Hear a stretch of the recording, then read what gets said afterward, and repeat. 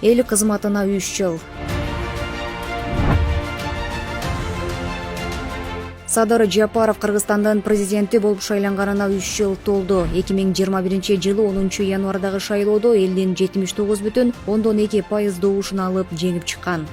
Элибиздин биримдигин жана мамлекетибиздин бүтүндүгүн, коопсуздугун сактоого ант беремин.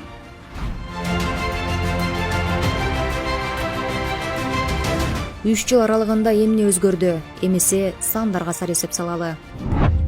Өлкөнүн бюджеттик көрсөткүчү 2020 жыл 247 миллиард сом, 2021 жыл 313 миллиард сом, 2022 жыл 443 миллиард сом, 2023 жыл 577 миллиард сомду түздү. Ички дүң продукциянын көлөмү 2020 жыл 601,8 миллиард сом, 2021 жыл 723,1 миллиард сом, 2022 жыл 919,4 миллиард сом.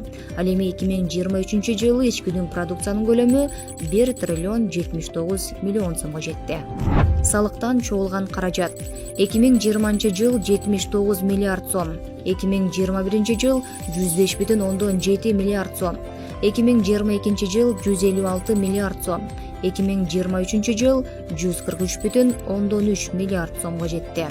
Бажы тармагындагы көрсөткүч 2020 жыл 28,9 миллиард сом, 2021 жыл 46,9 миллиард сом, 2022 жыл 74,3 миллиард сом, 2023 жыл 107,6 миллиард сом. Курулуш тармагы. Акыркы 3 жылда курулуш тармагы жанданды. Жалпы 189 мектеп салынып, 43 мектеп жаңыланды.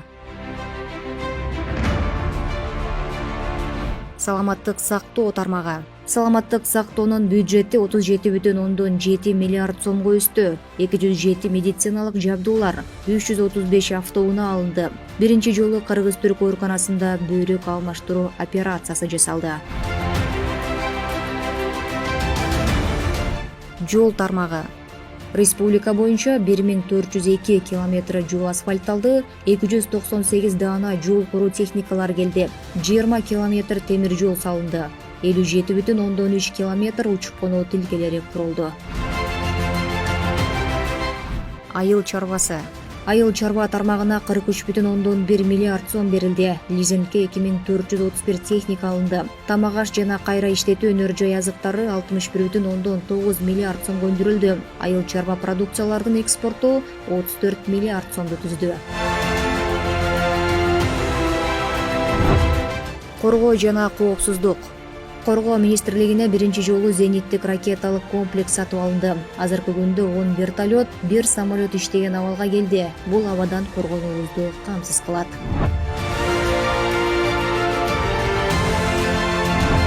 Ички иштер министрлиги. Ар бир участкалык милицияга бирден планшет, боди камералар сатылып берилди.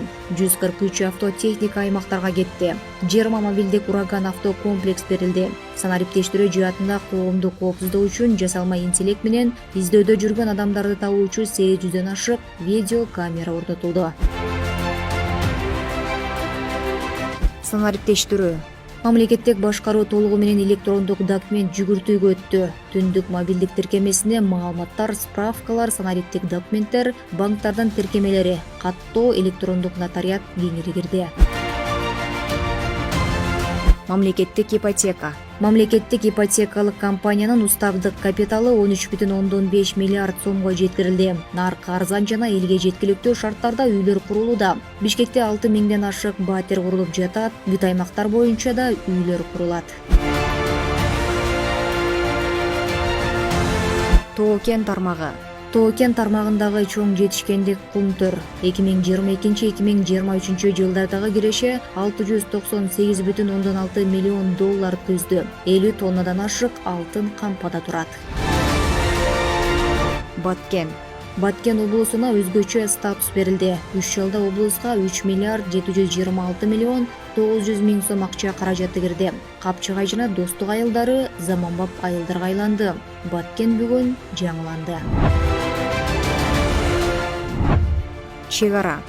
Кыргыз-өзбек мамлекеттик чек арасын делимитациялоо процесси аяктады. Кыргыз-тажик чек арасын тактоо иштери эки өлкөнүн дипломатиялык түшүнүчүлүк нугуна түштү.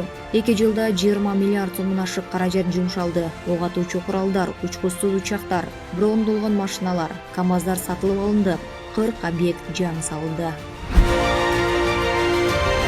Өзгөчө кырдаалдар министрлиги. Элди бөөдө кырсыктан сактоо, алдын алуу, кесепеттерин жоюу үчүн өзгөчө кырдаалдар министрлигинин техникалары 100% жаңыланды.